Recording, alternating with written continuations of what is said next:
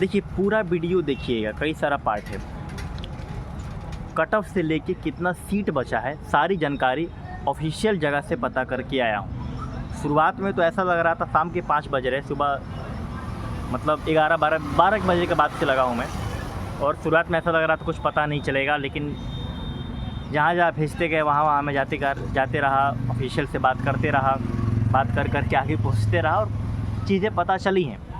ठीक है, पूरा वीडियो देखिएगा, फिर अपने आप निर्णय को बताइएगा, फिर बताइएगा, मतलब सारी जानकारी आपको मिल जाएगा, कितना सीट बचा है, कट ऑफ क्या है, और बस और क्या।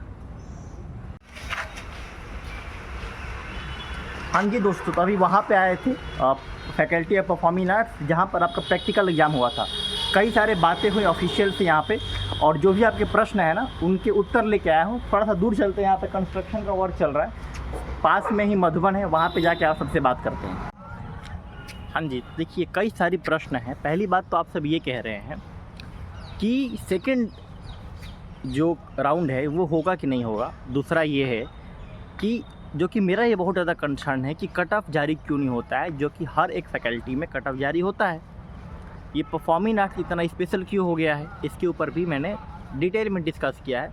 देखिए रिकॉर्डिंग भी है, बट क्या है कि उसको मैं यूट्यूब पर पब्लिश नहीं कर सकता हूँ। जो बातें हुई हैं मैं आपको बता दे रहा हूँ, और क्योंकि काफ़ी अच्छे से बात हो गई, मतलब थोड़ा सा वो रूड बिहेव करते तो मैं उसको यूट्यूब पर पब्लिश कर देता।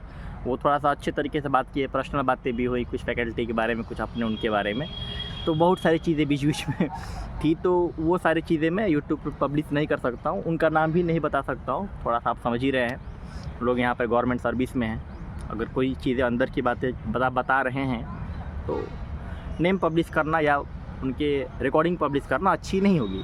जो आपका कंसर्न है मैं आपको बता रहा हूँ। देखिए पहली बात तो मैं जाते जाते ही ये पूछा कि सर लिस्ट कहाँ है, मुझे लिस्ट चाहिए जो इस साल का एडमिशन हुआ है। तो पहले वो सर नहीं थे, पहले एक मैम थी, उन्होंने थोड़ा वेट करने के लिए बोला, फिर वो सर आए, फिर उनसे बात हुई।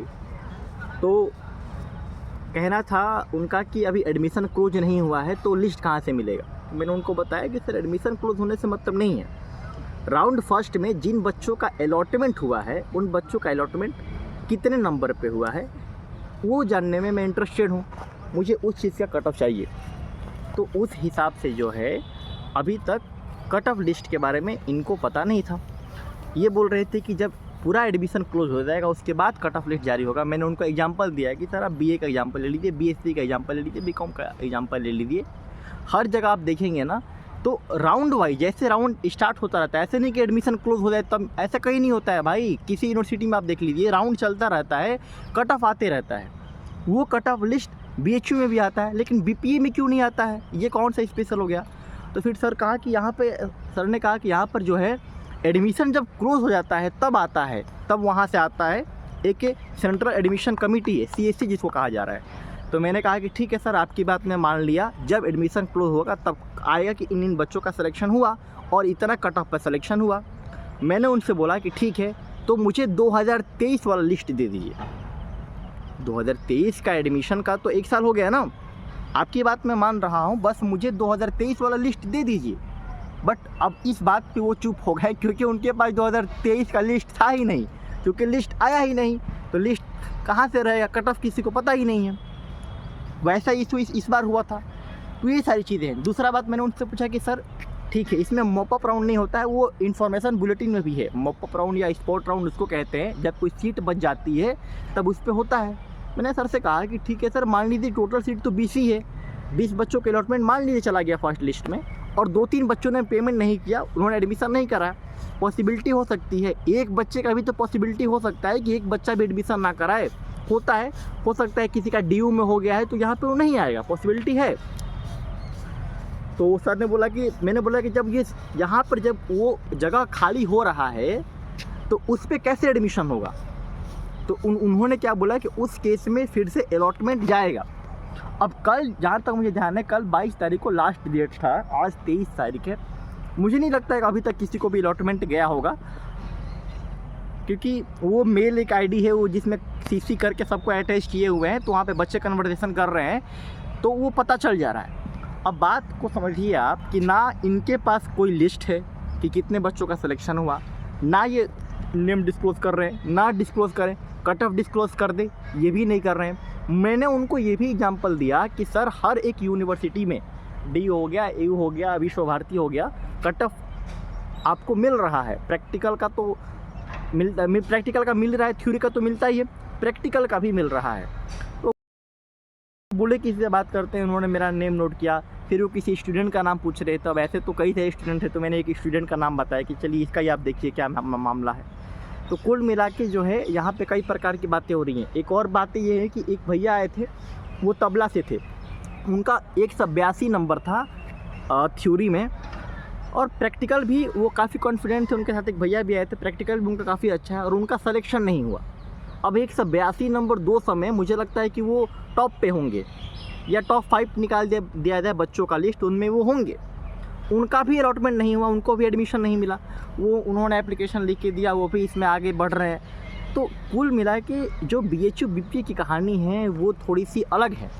यहाँ पे आवाज़ उठाने की ज़रूरत है, क्योंकि यहाँ पर जो है BHU BPA में किसी प्रकार की जिम्मेदारी नहीं है यहाँ के लोगों को, और इसीलिए आप लोग का मैसेज आता रहता है कि भैया इसमें घोटाला हो रहा है क्या, कुछ गड़बड़ी हो रही है क्या। और यह आशंका तब तक बना रहेगा जब तक ये कट ऑफ लिस्ट जारी नहीं करेंगे।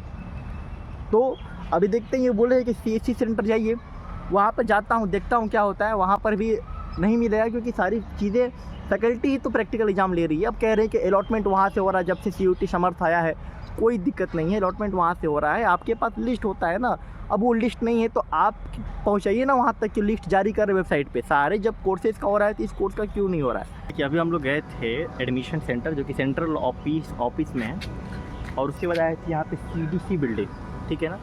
और पता चल रहा है कि यहीं से जो वेबसाइट वगैरह का कार्य होता है ना, वो यहीं से होता है, यहीं से चीज़ें वेबसाइट पर रिफ्लेक्ट करती हैं, यहीं से शायद आपको अलॉटमेंट वगैरह भी सेंड किया जाता है। तो वहाँ पे गए थे, तो वो कह रहे थे कि अब मैंने बोला था, वहाँ के जो सर थे उन्होंने बोला कि मैंने बोला था कि लिस्ट को पब्लिश किया जाए वेबसाइट पे। सैटरडे को ही उन्होंने बोला था, आज मंडे आ गया, अभी तक यहाँ से जो है लिस्ट पब्लिश नहीं हुआ है वेबसाइट पे। अभी गए थे, अंदर भी गए थे, बट वो लोग मीटिंग में है, बोला गया है कि 1 घंटे बाद आइए, देखते हैं क्या अपडेट आता है।